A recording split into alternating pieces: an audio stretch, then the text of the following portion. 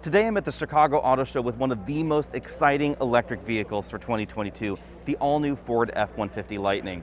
We don't have any production estimates from Ford, but I would not be surprised if this ended up being one of the best-selling electric vehicles in North America, because the F-150 is the best-selling anything in North America, and Ford seems to be really committed with their EV production.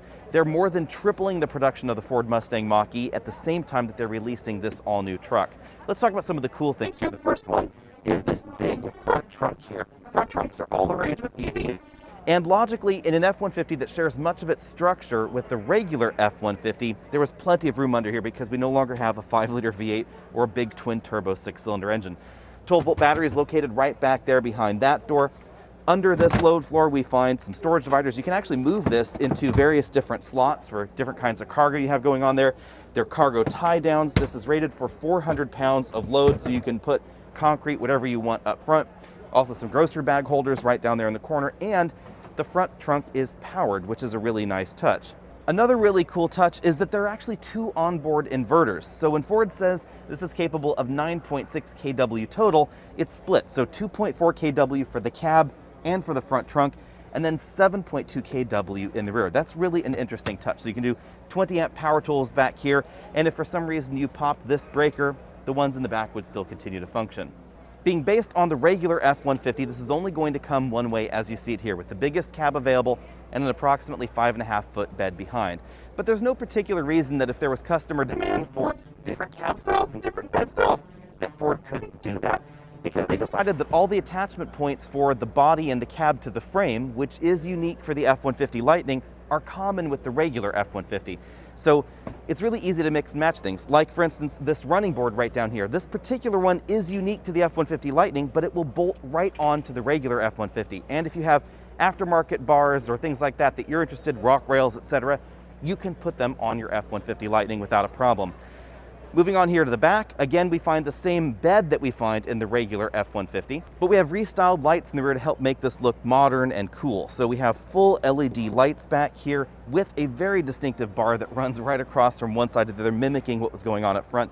If I press this button, you'll notice that we have a dual reverse light arrangement here. So these inside are part of the tail lamp module, but when I close this lid, you'll see that they're cut off with this design element for the tailgate. We then have repeated tail lamps right back there.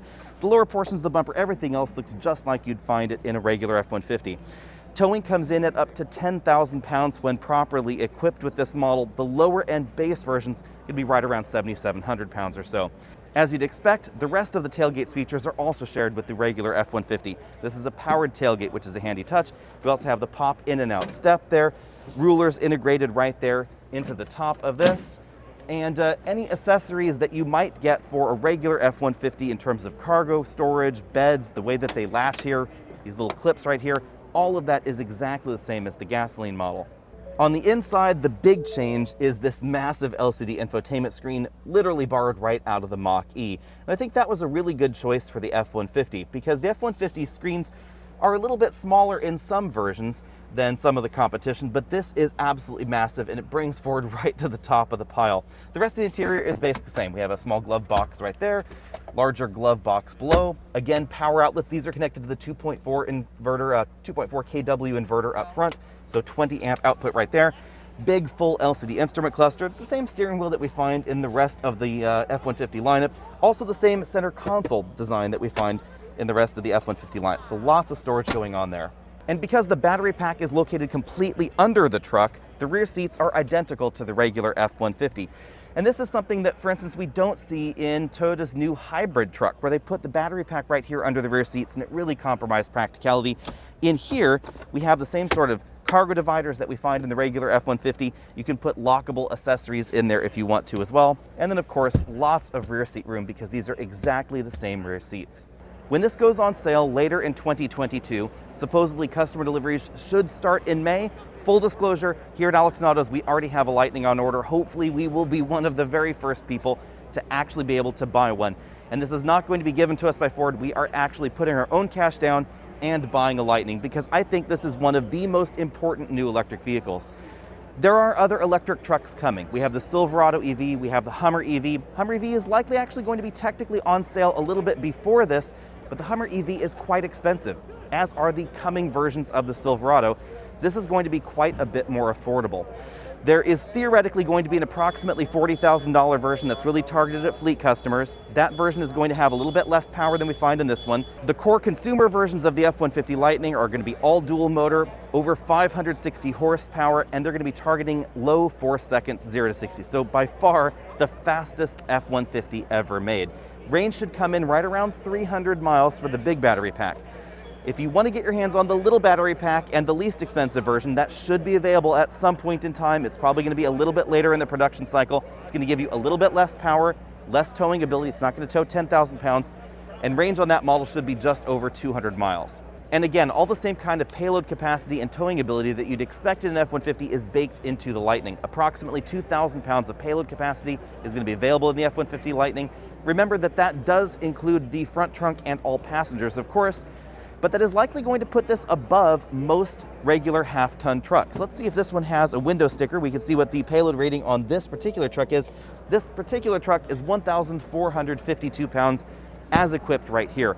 It's worth noting that there are plenty of half-ton trucks out there on dealer lots that are around 1,100 pounds, so even though this has a massive battery pack underneath, it still has the payload that some folks are going to be expecting.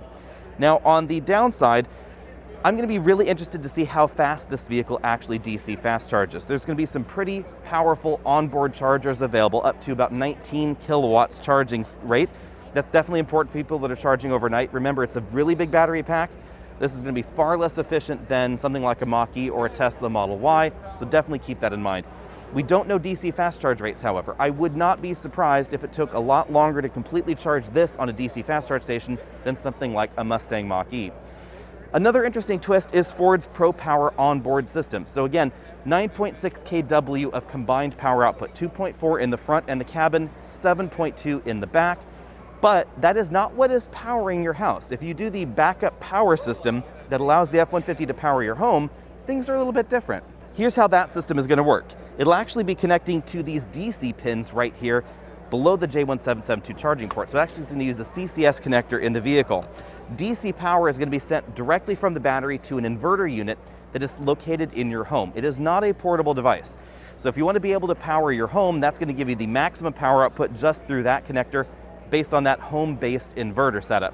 If you want to take 7.4 kW with you, or 7.2 kW I should say, that's going to happen in the back. So if you want to power your friend's Mach-E that has died, you do that through the rear outlet. If you want to power your RV or your camper or your campsite, that's going to happen via the outlets in the back.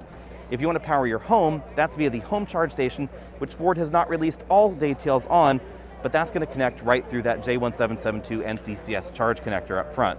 Well, thanks for watching, everybody. Hopefully that gives you a bit of an idea about what to expect in the new 2022 F-150 Lightning. I'm really excited to see how Ford does at the production of this vehicle. They haven't given us any production targets just yet, but I again expect this to be one of the best-selling EVs in North America pretty shortly.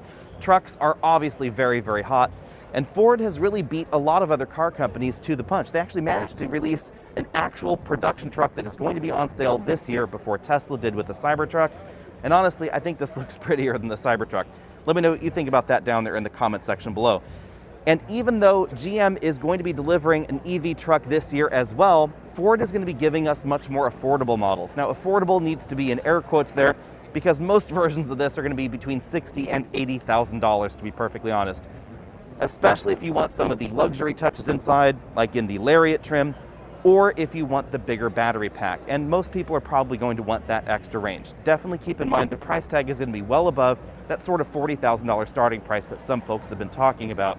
It's also worth noting that although the base model can have the bigger battery pack, that is only going to be sold to fleet customers. So you will not be able to buy a big battery pack extended range model with the vinyl seats. That's simply for fleet customers. And that's another area that Ford is really targeting heavily with their new EVs. So be sure and hit that subscribe button down there at the bottom of your screen, because you're going to be seeing a lot of Lightning content coming up soon. Also, check us out over at alexonautos.com, Instagram, Twitter, all those other social places. And of course, check out our Lightning coming up very, very soon.